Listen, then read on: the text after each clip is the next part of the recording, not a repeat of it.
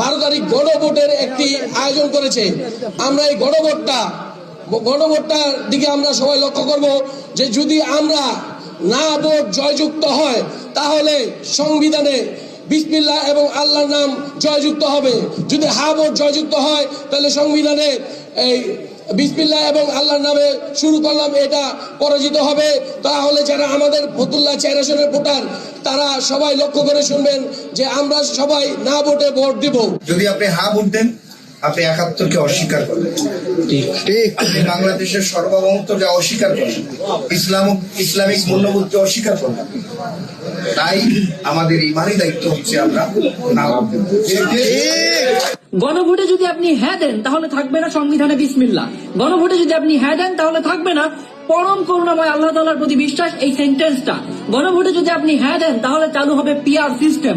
গণভোটে যদি আপনি হ্যাঁ দেন তাহলে ভেঙে পড়বে আমাদের গণতন্ত্র।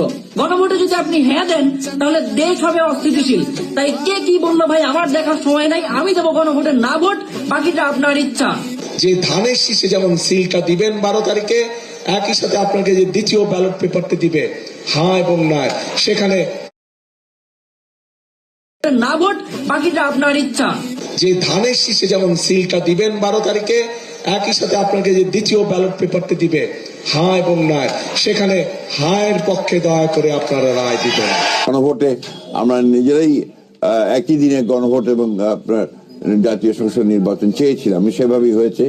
এবং এই সংসদের আপনার যে সংস্কারগুলো নিয়ে গণভোট হচ্ছে সেই সংস্কারগুলো তো আমারই আপনার বহু আগে আপনার 2016 সালে এবং 2023 সালে 31 দফার মাধ্যমে আমরা সেটা জাতির সামনে প্রস্তাব তুলে ধরেছিলাম। সুতরাং সংস্কার তো আমাদের মজ্জাগত, সংস্কারকে চলমান প্রক্রিয়া, সেখানে সংস্কার থাকবে, সেখানে না বলার তো কোনো কারণ আছে বলে আমার কাছে মনে হয় না। এই গণভোটের বিরুদ্ধে তো আমরা না, গণভোটের বিরুদ্ধে আমরা অবশ্যই ইয়েস। আমরা আগে না ভোটের ক্যাম্পেইন করছিলাম, টোটালটাই মিথ্যা কথা। এটাকে ভিন্নভাবে উপস্থাপন করছে, কারণ এখন এদের আর কোনো হচ্ছে যে আপনার হাতে কোনো এজেন্ডা নাই। একের পর এক অপপ্রচার করা, মানুষকে বিভ্রান্ত করাই এদের আলটিমেটলি কাজ। খতম। তারেক রহমান